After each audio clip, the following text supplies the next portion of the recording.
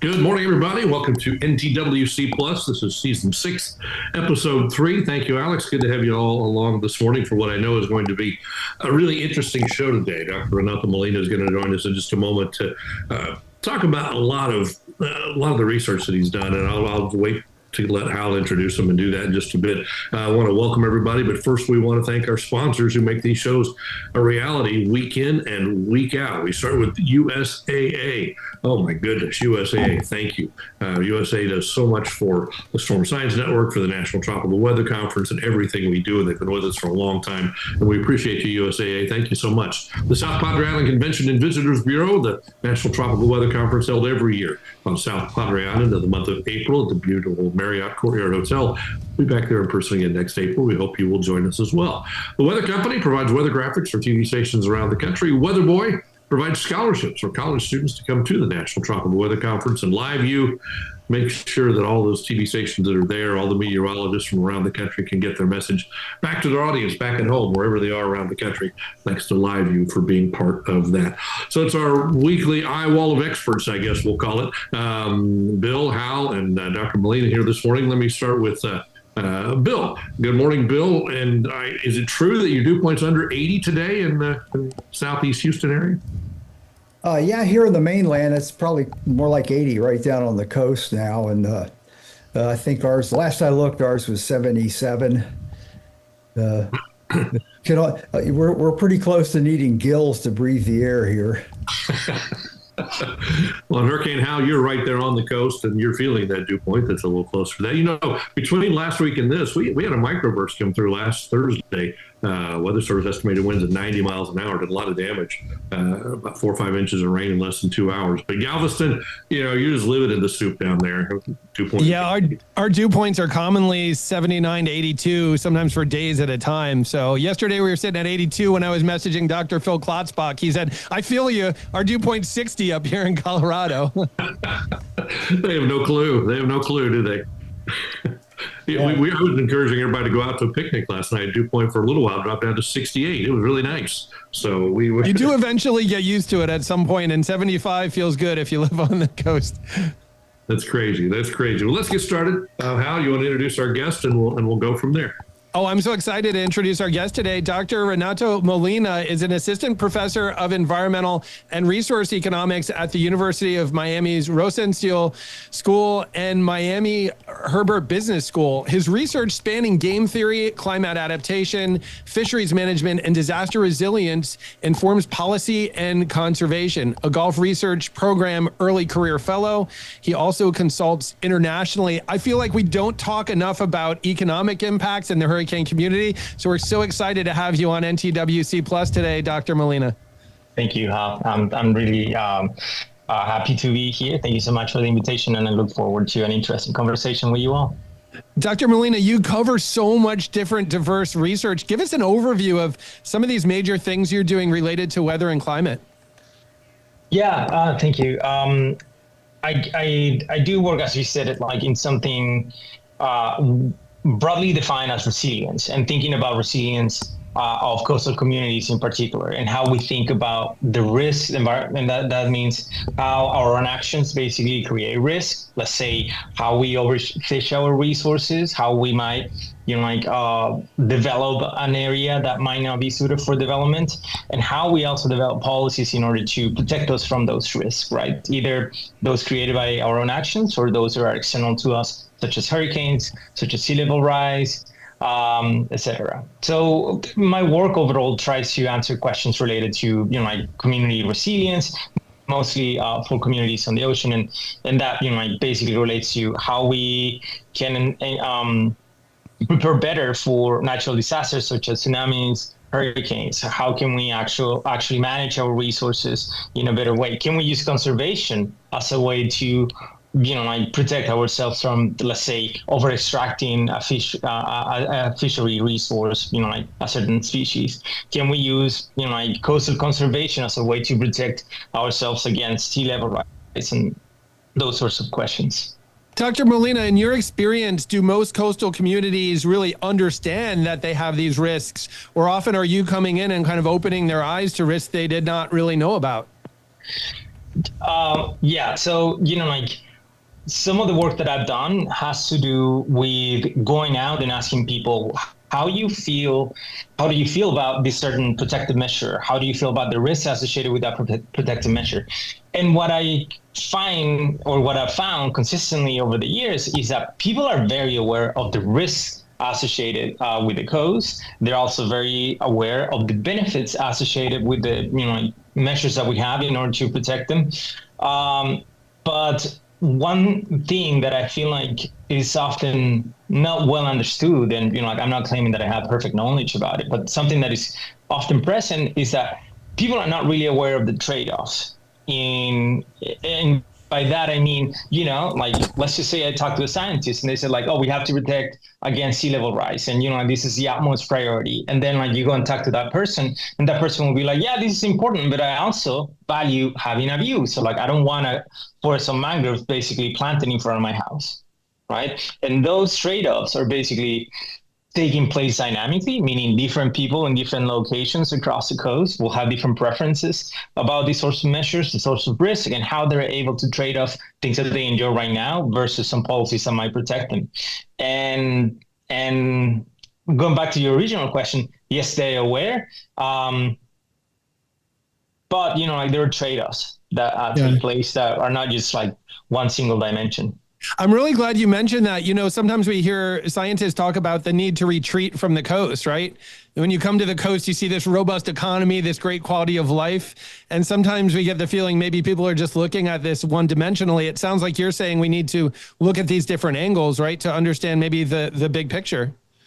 Yeah. And I feel like a lot of the, common discourse about managed retreat basically is someone sitting in an office saying oh, these people are at risk and they need to leave without even asking them, and a lot of the time they will these people are very aware of the risks that they face. It's not so. For instance, let me just give you this example, right? Someone that moves to Miami, it's not like they move to Miami and they say, oh, there's zero risk of hurricanes. They're plenty aware of the risk of hurricanes. Maybe they don't have an unbiased perception of the overall risk, but they're plenty aware of the risk of moving to Miami and what that means in terms of flooding, right? So, yeah, I feel like very often scientists tend to have a very, I guess, very informed view, but perhaps, it's usually a single dimensional view. People make decisions not just based on one single criteria, right? The decision to move away from a certain place is not solely based on oh, my house got flooded once, or it gets flooded once every year. That's not a decision for people to basically pack up and move to Colorado. Yeah, so it's really, it's more nuanced than that. Bill, I wanted to pass the mic over to you. You've lived in Miami. You lived in coastal Texas. I think you've lived everywhere, right? A lot of places, that's true. And I'm still proud of the fact that I haven't had $1 of insurable damage from any hurricanes in 75 years. But yeah, I want to build on that point there. I've said that the challenge is the factors working against somebody, say, evacuating from a hurricane, the factors that would cause them to wait sometimes dominate over the uncertainty of the risk that might be coming at them.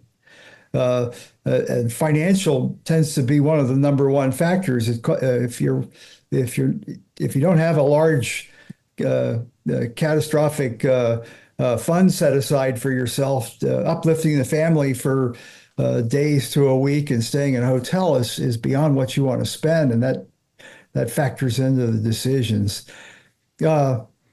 I had another question that I find difficult. I found very difficult when I was working for NOAA, both at the forecast office and the Hurricane Center. Is we get these estimates of how much damage and loss was done, and none of us were insurance or economic experts. We tried to do the best we could, but I just wonder how accurate do you think some of these large scale estimates of losses are that we're using to base some of our planning? That is a great question. And, I wish there was a good answer, but I feel like I'm going to leave you with more questions. But there are two ways in which we measure damages right now. One is a direct damage, right? Meaning stuff that gets destroyed, like you file an insurance claim and that gets processed, and like people know that took place, right? So that's easy to track, quote unquote, easy to track, right? There is also indirect damages, meaning, let's say you lost business. And because you lost business, someone else also lost business. And there like several effects throughout the value chain that get affected because a hurricane takes place, or like any natural disaster by that matter. So the direct damage, meaning things that get destroyed and need some cost to be rebuilt, are fairly easy to measure. And like in my experience, I would say that the national data set known as SHELDOS right now does a pretty good job at measuring the direct damages. And that also, for that matter, also includes mortalities. Right. So those are fairly well tracked. Indirect damages, and that is the overall economic cost caused by hurricanes and natural disasters in general, is a little bit tricky to define. And in fact, there is quite a rich literature that keeps providing evidence for two arguments, right? Like, so there is one argument that says natural disasters basically set you off, right? So basically the growth path that you would have followed is basically slowed because you were affected by a natural disaster. And there's another camp that says, because you have a natural disaster, you basically engage in creative destruction. So meaning you rebuild and rebuild better, and therefore you accelerate your growth path. And right now the debate is basically, some people are showing evidence that the latter is true, and some people are showing evidence that the former is true. So I think why there is a debate right now is because those type of damages, the overall, like we call it general equilibrium effects of a natural disaster, basically really hard to measure. Once you move beyond direct destruction, it's pretty hard to quantify how you were affected by a certain event. Yeah, that's interesting. We had I can't remember who did the study, but after Hurricane Andrew, there had been a study that looked at multiple major hurricanes and came up with a basic word to the wise in preparing for them, that when a community gets hit like that, it's a 10-year recovery process before things are back to normal. And this world, 10 years means it's probably a whole different normal by the time they get built. Is that a fair assumption? Yeah. That's what makes it tricky, because, like you might, so in economics, we think about, like stocks. So think about your stock of capital, right? And one way to think about it is all of the value that there is in a given economy, right? And that is buildings, that is, like IP, that is also human capital, and so on and so forth. So a natural disaster comes and destroys it, right? And you had a path that you were supposed to follow in the absence of that natural disaster, right? And then you recover, you meet where you would have been in the past, but the question is, did you meet that point, and then the future you keep growing at a faster rate, or do you just caught up to what you were before and you just keep growing at the same rate, or maybe at a slower rate, right? And like we don't really have evidence or credible evidence of which one is true. And my fair take is that it depends. It depends on the institutions that are in place in a certain place. In some places, it might be true that you rebuild better and now you have a better economy than before. And you create more and more value over time. And in some cases, that might not be the case, and a place will be perpetually affected by the effect of a natural disaster. And I can give you one example in which that is the case, and that will be Haiti, right? Haiti basically got affected by this massive earthquake, and it's still recovering, and probably it will never be the same, right? Or it will never achieve what it would have achieved, right, given its limitations in the absence of that earthquake, right? Like that earthquake probably shattered the development of that country for the next 50 years. Right. Yeah. On the flip side, probably a good positive example is, and it shows that the ability to put money on the table to do it is a big factor. New Orleans was effectively decimated by Katrina. And you go there now, it's a thriving place. So in Haiti, I don't think I think they were on the road to a failed state anyway. So a big earthquake just was too much to overcome. So guys, does some of this depend on the recovery funds available or investment afterwards? Like I know like in St. Bernard Parish in Southeast Louisiana, they say, oh, we've been waiting forever for a brand new high school and new facilities, and we didn't get it until after Katrina. So it seemed like there was a lot of money that came in afterwards. Is that part of that conversation? I feel like that is definitely a part of the conversation, but it's also, I guess, like part of how the institutions of the place work, right? You can dump a bunch of money into a system that is already a failure, and I don't think that's going to make a lot of change. Yeah. So it has to be the two things working together. You have availability of funds for recovery, and also you have good institutions. Interesting. Yeah. We had a rule of thumb when I was working that the uninsured losses were just not measured. And the advice we got from the Insurance Information Institute was, as our first guess, is that double the amount of damage count, especially in a flood, and it really shows over here, nowhere close to 50% of the people impacted on any of the floods I've seen in the last 30 years in the Houston area were even half the people covered by flood insurance. So they're basically, how would you find out that data without the insurance entity doing the estimates?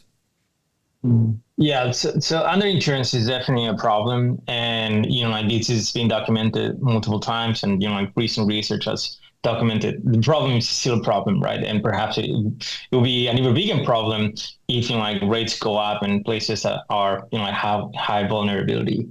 And like I wish I could give you like a good answer for how we can work with that, like lack of data, but that's one of the problems as well. Like if you don't have insurance, you don't really know what the losses are, and usually like government agencies just do some like back in the envelope calculations and trying to estimate when there isn't really direct data.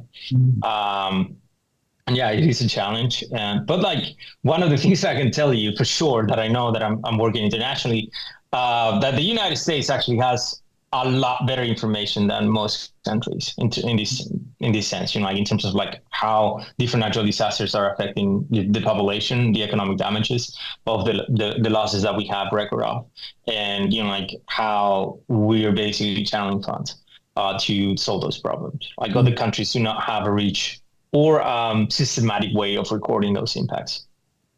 Dr. Molina, I've seen a few examples of hurricanes really impacting coastal tourism. Two examples come to mind. 2 years ago, there was a Cat 5 hurricane that hit Acapulco, Mexico in October. Their main tourism season starts in October and runs through April. It was the worst timing for them because it was right at the beginning of their peak tourist season. A second example, last year we had Hurricane Beryl along the Texas coast here in Galveston, Houston. Typically, hurricane impacts in our region would be more August, September, when the main part of tourism is done.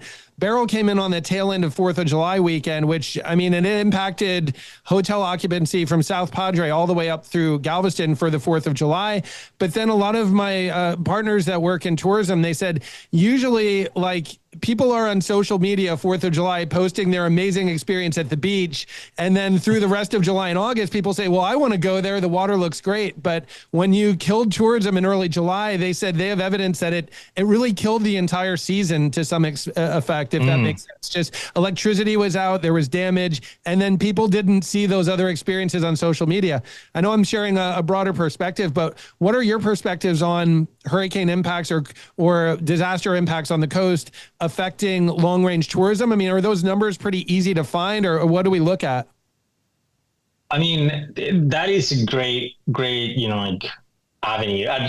I'm not really familiar with any study that has done this at a systematic level, and like I would love to write that paper also. And I think there is data. If you have enough data on occupation, I think this sort of study could be done. I mean, like from the data we're putting together, you could easily set up a study where you can analyze, like how the long-term occupancy rates have changed based on impacts from hurricanes and like the damages that the hurricane created directly. I mean, You just gave me an idea of a great paper. Maybe I should like look it up. But yeah, that's fairly doable. I feel like because again, as I was telling you, that loss that you just pointed out is an indirect damage, right? It isn't something destroyed, but it's something that affected the economic activity. So this is a long-term cost, or it's not really something that got destroyed, right? So it's hard to measure. But like occupancy rates, I think is a really, really good proxy for economic activity, and I think like that paper should be reading. Well, you're right. And you could compare to previous years. Almost everyone I know that works in tourism, what's really interesting, typically we have a murky water here. It can be brownish along the Texas coast, but occasionally we'll get a very blue water day, or maybe 3 days in a row with blue water. There are not that many tourists the first blue water day, but then everyone sees that on social media, and then all these people start coming to the coast. It's the same with really calm conditions for like getting out fishing or stand-up paddleboard. If you have 3 calm days in a row, the first day, not that many more tourists, but then when people are seeing that on social media, then there's a huge influx. So people were making that argument with the hurricane last year. Had there not been a hurricane, people would have been seeing their friends and family having a great experience at the beach, and they would have had a lot more tourism later in the season. It might be an interesting paper, maybe. Yeah. I mean, like, especially with the social media angle, right? Like if you're able to see, and this speaks to the communication of amenities via like digital means. Like if you're able to see that somewhere is nice and you want to have that experience, right? But if that gets ruined via the impact of a hurricane, like I can truly see the mechanism. It will be really interesting to see if we can actually see it in the data. One of the things that I can tell you is I'm studying. Associated with the work that I do in hurricanes, I'm studying how these, like hurricanes affect fisheries. And one of the things that I'm finding right now is the impacts, at least on fishing landings, right, are mildly constrained. So meaning like once you get a hurricane, right, it's not like the area is devastated for months. Like usually what we see is that the impacts basically dissipate after a week. So you just lose a week of production in terms of fisheries terms, right? So it's not something that will basically kill a region. So maybe the impacts for the hotels and the tourism industry will be longer term. It will be interesting to see for sure. Bill, you have any other questions? The international aspect, we tend to think about the whole problem of moving away from the coast a long way on storms and not building near the coast. But if you live on a Caribbean island, that's not an option. The building along the coast is exactly what fuels your tourist industry. So have you done any work in that area and can share some insight as to how they deal with this sort of economic issue? I haven't really done anything that explores specifically how countries in the Caribbean have, cope with hurricanes. However, I've done, other work internationally in terms of looking, how typhoons affect the, economic trade or the trade channels in Asia. And, one of the things that we can for sure say is that, if it's a hurricane or a typhoon, basically it does cause disruptions, right? Those disruptions might be long-term, short-term, depending on, the specific circumstances. But one of the things that we can for sure identify is that, they do have an effect in economic trade, right? And for instance, if we look right now, we're looking at Japan, and we can find significant effects in terms of reducing the economic trade that the country does during the typhoon season. So if you the mechanism here is as follows, right? So and probably it's the same here in the United States, though it hasn't been measured so far. You have hurricane or a typhoon in their case, right, going through the ocean, and that basically disrupts what would be the normal economic flow of trade, right? So you don't have shipping vessels basically going through the same route that they would have in the absence of a typhoon. So when there is a typhoon, basically they adjust the route. And what that causes is basically it's a disruption in the supply chain, right? So now you actually have to either work at a higher capacity or, at capacity, depending on the port and how they're affected. And that what that results in is stuff not getting to where it should have gotten to at the time that it was supposed to get. And that basically has a welfare cost, right? So it's just a disruption. And this is something that I think is very interesting. And hurricanes are just one type of extreme weather event in which you're basically disrupted, and that results always in economic losses. And going full circle to the beginning of our conversation, right? It remains to be defined if the long-term consequences of those disruptions are positive or negative, but at least in the short term, they're always negative. And, I think it is important to devise the right economic and, non-economic policies for systems, that is communities, countries, regions, to better cope with the sorts of, impacts from extreme weather events. Great. It's our schedule. This is when I usually do a little bit about the tropics, but when we come back from our little part in here, I'd like to discuss the climate adaptation aspect of your work, because that's, at least for me, that's an area of big importance and interest. So stand by. All right. I actually have something to talk about in the tropics these days, and get this up here. Get on the right first screen. Okay. The Atlantic is quiet, and for people to look even beyond a week, it looks like it's going to be quiet through June. Remains to be seen. There's always surprises when you try to get cocky about that. This is the water vapor loop of the both the combined Western Atlantic and Eastern Pacific, and you can see nothing of interest other than this disturbed weather down here in the Bay of Campeche that's going to be migrating along the northeast Mexico and inland in tandem with the motion of rapidly intensifying Hurricane Eric down here south of Mexico. A little closer up view of Eric, and in the infrared, very cold tops. An eye is forming. There's a recon plane heading that way. I don't think he's there in the eye yet, but they're in the storm environment now. So we'll get a lot better readings on that. In both the water vapor and the IR, the aspects the Hurricane Center talks about of no shear, virtually no shear, and plenty of moisture. There's no evidence of any dry intrusion. The dry air is fairly far to the west of the storm, and it's steadily moving on a northwestern track towards a landfall in Mexico. Let's see how our recon's doing here.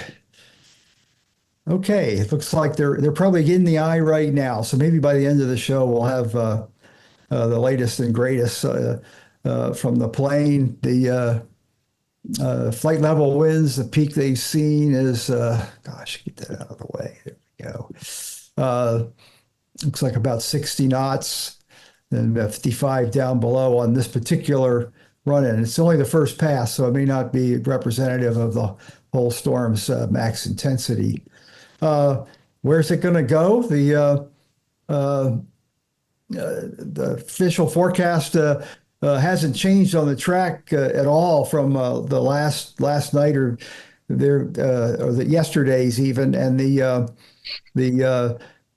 oblique angle that it's coming into the coast on it. You can see from the shape of the cone how far the typical error swath and confidence is, and hence the large area under a hurricane warning and even a hurricane watch on the other end near Acapulco. So somewhere along the southern Mexico coast tomorrow morning, a Category 3 hurricane is forecast to make landfall. In their forecast discussion, they did caveat that even though they've upgraded it from the previous forecast, the conditions and the rate of rapid intensification indicated by the models is this may be a conservative estimate. The controlling factor may be interaction with land.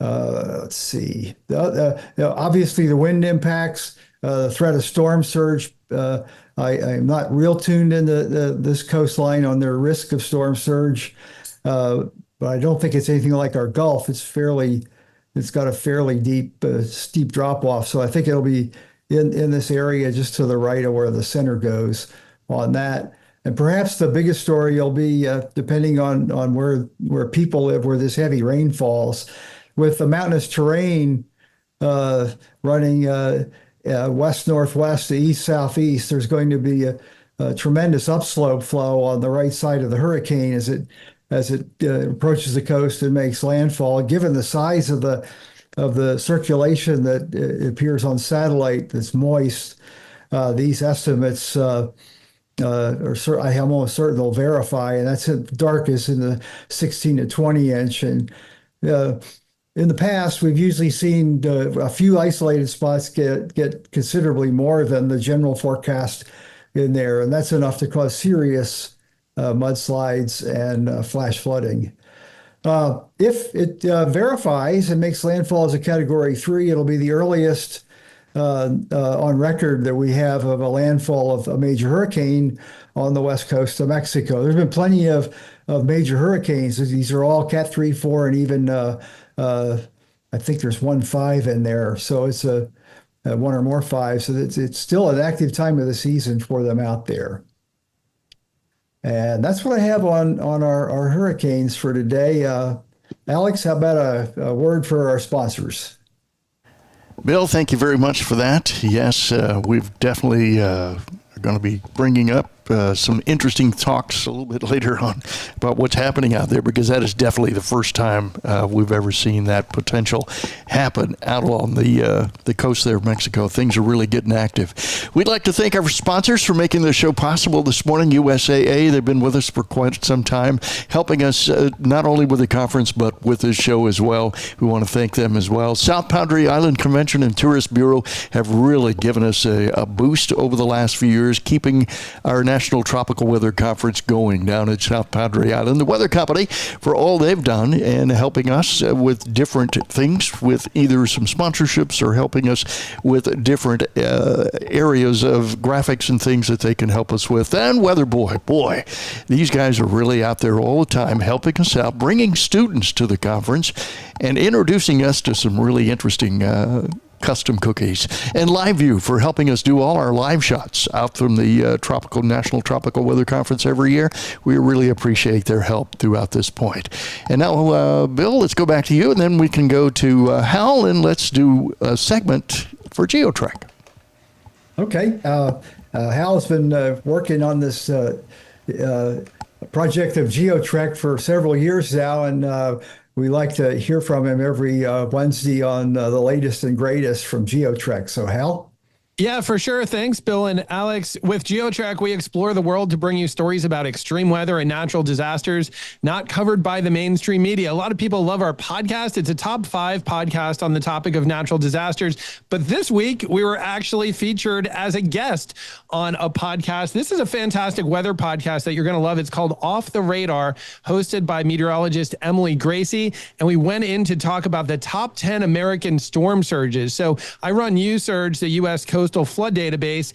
And along the way, we started looking at what are the top 10 storm surges in U.S. history. So storm surge, again, this massive push of salt water with landfalling hurricanes. A couple interesting things that we found in the database. Number one, the top seven of the top 10 storm surges in U.S. history happened from South Texas through Mississippi. So that Western Gulf area is, I think, the second most dangerous neighborhood for storm surge in the world, only behind the Bay of Bengal over by Eastern India and Bangladesh. Again, 7 of the top 10 surges in that area. Now, you might be living in coastal Georgia or maybe, I don't know, an area in New England, and you say, okay, so that means that we're not vulnerable to storm surge. That's not really true. So we tend to see a high frequency of big surges in the Western Gulf, but we look back at the 1880s, 1890s, coastal Georgia, parts of South Carolina were just getting crushed by these 13 to 16 foot storm surges multiple times. So just because you're not in the core area where we see the most surges does not mean that you're not vulnerable. We think of a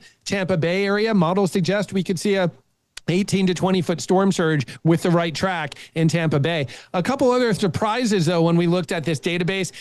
Hurricane Andrew, Category 5 landfall, not in the top 10, partly because the bathymetry or the coastal water depth there in southeast Florida is not as shallow. Where you have shallower coastal water, you tend to get higher surges. And another surprise, the 1900 storm, the deadliest disaster in U.S. history that struck Galveston, where I live, back in 1900, that's also not on the top 10. So there are some surprises there.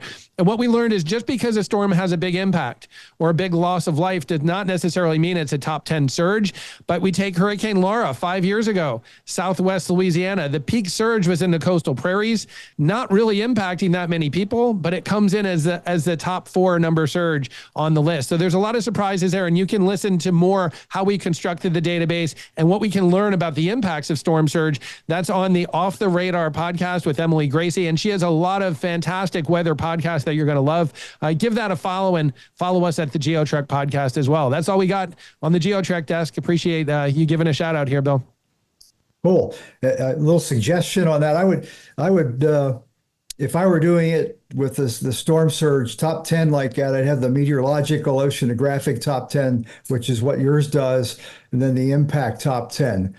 Because yeah, and that's a good call, Bill. I mean, we could actually do a top. You know what? We could do 3 of them. The 10 highest water levels, 10 highest loss of human life, and then maybe 10 highest economic losses, which, as we're talking to Dr. Molina today, we get do we talk about the damage? Do we talk about the long-term impacts of the economy? A lot of different ways to look at this, but that's a great suggestion, Bill. Yep. And that leads me right into adaptation. One of the most prominent things going on in the Gulf Coast places immediately after a big surge event is how to build resilience to that. And the theoretical best path is a planned retreat from the coastline, but that's not practical. People have jobs, they like living near the coast and things like that. I don't think you'd have much success doing that. So we use these engineering approaches, which are kind of expensive. Have you looked at some of that and from a research point of view on what may be maybe a preferred best way forward given the realities of human life? Yeah, so thank you. This is yet another great question, Bill. The way to think about this problem, I think, is in 2 ways. You can think about adaptation both in the short term and in the long term. So long-term adaptation will be something that, will protect you against multiple events that will come in the future. And that will be infrastructure, basically, right? And that could be building a seawall, building a dome if you want to, to protect the entire city. I think the current president at some point suggested that. Or, you can think also about basically changing their construction code in order to, impose new regulations about, windows or roofs. So I know for sure, for instance, here in Miami or in South Florida in general, right, there are some additional codes for new, mass residential buildings where you have to have hurricane impact windows, right? So all of those things are basically long-term adaptation in the face of threats. And short-term adaptation will be, something that it's just basically focus on protecting you against the short or an immediate threat, right? So thinking about those few ways of adaptation, I have worked in both. So in the long-term adaptation realm, I wrote a paper about how basically investments by government in long-run adaptation are captured by the real estate market. And what we find is that when you invest, for instance, in a neighborhood, you install a pumping station, you elevate a road, or you create a park that will serve to evacuate flood water, those sorts of things basically affect nearby houses positively, meaning that they see an increase in their prices after those projects are finished, right? And it's interesting. This why it is important. Well, because now you have multiple cities or states across the United States that have resiliency campaigns and resiliency action investment programs in which they're basically allocating all these funds to build all of these sorts of infrastructure that I just mentioned. And the question is like, is this a good investment for the taxpayer? And based on the result that we did, basically just looking at the return of investment based on, like property taxes, and using Miami as a test bed, like we find that, yes, this is a program that's funded itself over the years, just basically because people see these infrastructures, they realize they will protect them in the long run, and that translates into a higher price for those houses. And overall, then that's channeled back to the government via like property taxes. So that's my work on long-term adaptation. And I also have by now reached like portfolio projects about the hurricane forecast, which will be short adaptation. Interesting. I guess the real case study for like Miami, South Florida would be the next time they get a major hurricane threat to do a detailed accounting of how well these new building codes performed and how it helped reduce the loss of property to the homeowner and of course the insurance industry.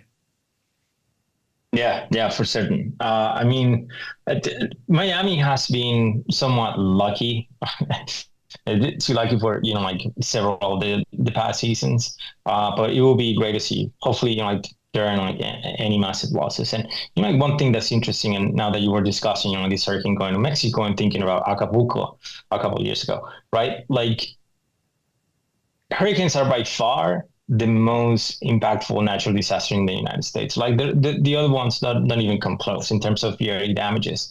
But still, the United States is extremely resilient to these sorts of events, right? Like once you actually sit down and think about how the same storm were to make landfall in Mexico will cause catastrophic losses. The United States is still very resilient. And I think that's been a combination of good, both short-term adaptation and long-term adaptation. I can talk a little bit more about my work on the hurricane forecast, which is a big part of my agenda, and I think like where a lot of the value is being generated right now. Yeah, I'd be interested to hear that. What aspect of the hurricane forecast are you are working on? The messaging, or is it aspects that we currently don't forecast? Yeah, so neither. I think I am just basically asking what is the value of having a forecast and what is the value that's being generated from making that forecast better. So this all traces back to a previous project that I had where people were interested, and like people have been interested about this question for many, many years. And perhaps you can relate to this problem, which is the government provides a service, but because it's a public good, right? Really, you cannot sell it in a market. You cannot exclude other people from using it. There isn't really a clear notion of, like how much benefit it produces. So there isn't really a market price that we can clearly point out, like real estate, right? Like there isn't anything like that, right? And this is basically the public good problem. So this is like interesting because again, it's a taxpayer who's funding all of the enterprise that basically produces, like the hurricane forecast that you just showed. But is that money well spent? The only way that money is well spent, right, is because, or it would be if it produces enough benefits in order to cover the cost. So a lot of the evidence of how valuable the hurricane forecast came from surveys. So people went out and asked people like, oh, do you think there is value in having a hurricane forecast? And would you like to pay more in taxes if we make it better? But the problem is that just asking people comes with a series of issues, such as people that say the hurricane forecast is valuable already believe it, right? So they might be, influenced by the survey that you designed, by the words that we're reading in that survey. So in this second project, I basically wanted to move away from relying on surveys, and we developed the theory to basically look at damages, look at the forecast information, and then using economic theory, basically back out what is the social value of the forecast and how making it better basically translates in benefits by reducing damages. And the policy change that we tested was the implementation of the Hurricane Forecast Improvement Project, right? So after, the 2005 hurricane season, right? Like the Congress mandated this project to be implemented, and with a goal of like reducing the track and the wind intensity error by 50% in a decade. And we asked, how valuable have been the improvements since like the creation of that project, right? And that was the implementation was in 2007, and we find that in average, right, the rate of improvement that was caused after or that follow after the implementation of the project has saved in terms of avoided damages just due to better information, right? About $2 billion per hurricane. So since 2007, if you were to aggregate those values, that basically means about 20% of the damages that could have happened, right, did not, just because people were given better information relative to the status, before the Hurricane Forecast Improvement Project. Wow. Has that already been published? I need to read that. Yeah. I mean, like it lives in my website right now, but we're now about to submit. I was actually working on this thing. The paper right now, it's provide and resubmit at the American Economic Journal Economic Policy. We're about to resubmit the revisions, and that results extremely robust to everything that the reviewers asked. So I'm pretty confident we'll have a good shot. That's great, because we know intuitively, we were pretty sure we were getting a pretty good bang for the buck by doing that. That was part of the decision making on the project. But most of the time, though, our focus is look how the population's grown immensely, but the deaths from hurricanes has dropped remarkably, and the only thing we can attribute to is better forecast, better communication. So that's been the driver there. It's good to have some hard studies done on the economic part. Yeah. It's quite impressive, and I feel pretty confident when I say that based on our calculations, and we're pretty confident of this is probably one of the best public goods provided by the government to every citizen. Dr. Molina, I wanted to ask you, we see in hurricane climatologies, there's often randomness and clustering. Like 2004, 2005 is these very busy seasons in Florida. And then there's 10 years with no hurricane landfalls. And then in recent years, it's been very active again. Do you see a difference in engagement and interest to invest in coastal protections and things like this, depending on the recent history? The way I see it is, it's always a convex combination. And what that means to me is basically the overall interest is an average of, low intensity seasons and high intensity seasons. And, and that is a weighted average, meaning more recent events usually spike up interest, right? While events far away don't really affect much their interest, but it still contribute to the baseline level. And I feel like when you are hit by, let's say, a hurricane or a king tide event, probably interest spike up, and that basically pushes you to demand you need to invest here. And then your representatives will perhaps put a project together and then will invest.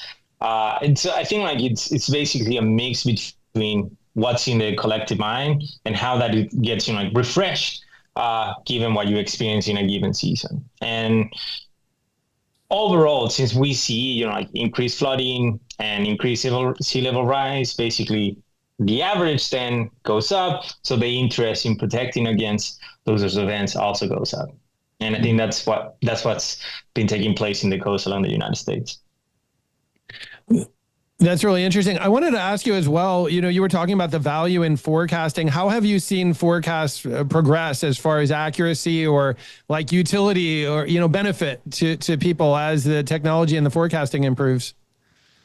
Yeah. So in that project that I was just talking about, right? So after 2007, basically there was an increase of an order of magnitude in terms of how errors were being, reduced over year to year, right? So before the Hurricane Forecast Improvement Project, the rate of improvement was about 0.03%, and then after the Hurricane Improvement Project, it grew to 0.4 or 4%. I think it's 4%. Yeah, right? So it was zero point 0.3 before, and it grew to 4%.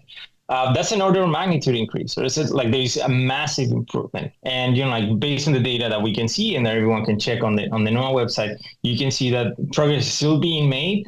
However, and like when I talk to the specialists, right? I'm an economist, not really an atmospheric scientist. They do think we're reaching the ceiling of predictability, right? At least on the common dimensions, and that is track and potentially, like wind intensity. But as far as my conversations go, there's still a lot work to be done when it comes to intensification and long-term prediction, right? So some of the big news recently, as you probably know, right, like are how artificial intelligence is now enable us to predict tracks very, very far in advance, and how that model, the model that was published in Nature last year, right, basically beats the European model in most cases. So like those are very exciting news, and I look forward to, see how that's implemented. I still think the system is reliant and will be reliant on the approach of mixing multiple models and then having people also judge the outputs. But I feel like the new implementation or the new input of AI into predictions will be massively helpful, and I guess the results remain to be seen. Yeah, that is exciting to see the improvements over time. Dr. Molina, I wanted to ask you one last question from me. This is almost just zooming into where you live. You can make a strong argument that Miami and Southeast Florida has been very lucky over the past decade, right? Category 5 Hurricane Dorian just missing off to the east. Irma, just kind of a glancing blow. I mean, just for you in your professional and personal life living there, do you feel like most people pick up the fact of how lucky that area has been, and that they're like, we need to be cautious? Or do you feel like it's maybe led to some complacency? Again, I think I'm going to give you yet again another nuanced response, and I think it's a mix of both. I think the procedures are there, and that is the institutions are well trained, and like because of you even though they haven't hit Miami, you still see hurricanes impacting cities across the U.S., right? The institutions are already evolving, and they're always ready, right? But there's also some complacency in terms of like it's been twice where it's been a near miss, so maybe you don't pay attention anymore. Anecdotally, right, a lot of people also sometimes lose perspective and like start to trust less the forecast. So for instance, a three day ahead forecast, it says, oh, we're gonna get hit, but then it doesn't hit, like that erodes some trust.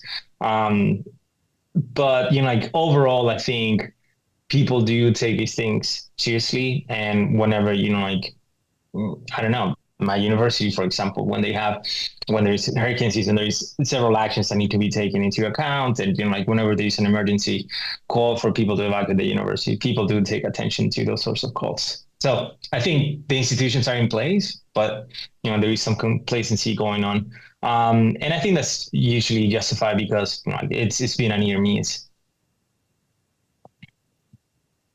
Yeah, I can, having lived there and here both for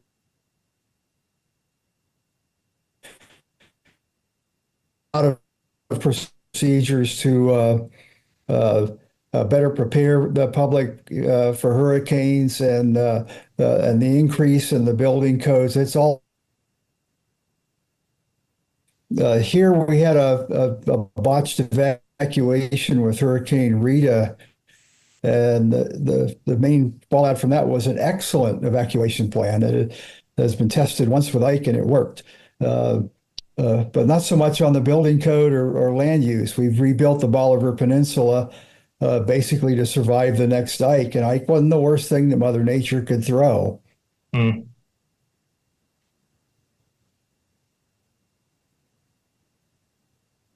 Seems like we've lost a little bit of a connection here. I think Hal is offline as well. I'm not sure if it's the internet this morning or what's happening. But we did get one question in from looks like it's from Casper. Let me see if I can bring this up. I don't know how relevant this would be, but he's saying that over the winter months, the Gulf loop current reconnected with a broken loop eddy south of Louisiana. after disconnecting in early spring, it's resulted in a cool pocket of very little OHC between the loop current and the eddy. Can you offer some insight on this? I've never seen this occur before. Does anybody have a question or maybe insight on that particular one? No, there's a couple oceanographers over in the building that our guest is working at that would very well answer that question, but I don't know. And Hal's trying to get back in. Yes, I think Hal's trying to come back in again. There must have been something really big that happened somewhere along the line. Let's see if we can bring everybody up here. There you go. Hal? Hey guys, I should be back with you. Hopefully you can hear me. Yes, Casper had a question that most of us are kind of stumped on. He was talking about a loop current in the Gulf that reconnected with a loop eddy, and he was just wondering if anybody had some insight on what impact that would have, I guess, because he has never seen that happen before.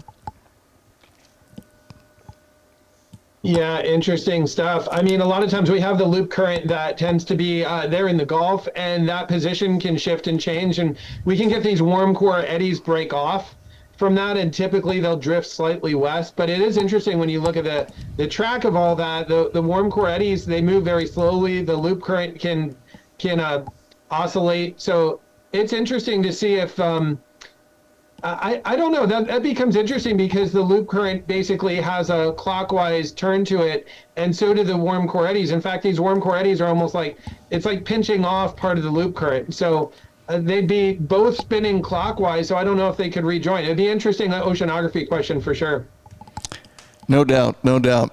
Well, we're coming up to There's a lot of warm water out there anyway. You know, both of them are warmer than basin-wide water temperatures, which just can more fuel hurricanes. So it's really interesting to look at. Yes, no doubt indeed. Well, we're coming up to the end here. We've got about 3 minutes left in the show, and so let's talk about what we've learned today and some of the interesting things. Let's make a turnaround now. Bill, what have you got? The big nugget that I got was towards the end there with the value on the hurricane forecast and actually quantifying that and putting some science behind it. I'm really excited about where that might go. That indeed was a really interesting one. Hal, what was your gain from today? I really love Dr. Molina's data-driven approach where he says, has there been a study on that? Has someone researched that? He's not just sharing opinions, he's sharing real science. I thought it was really interesting how the investment in coastal infrastructure was proven that it can lead to increasing property values, and there's a positive ROI or return of investment. I thought that's really interesting that that's been studied, and it shows the benefit of investing in protecting the coast. Agreed. That was a very important one. Dr. Molina, tell us your experience today with us. What did you think was the top thing that we talked about today, and what would you say would be a takeaway somebody listening should take? Yeah. First of all, thank you so much for having me. It's been wonderful to talk to you all.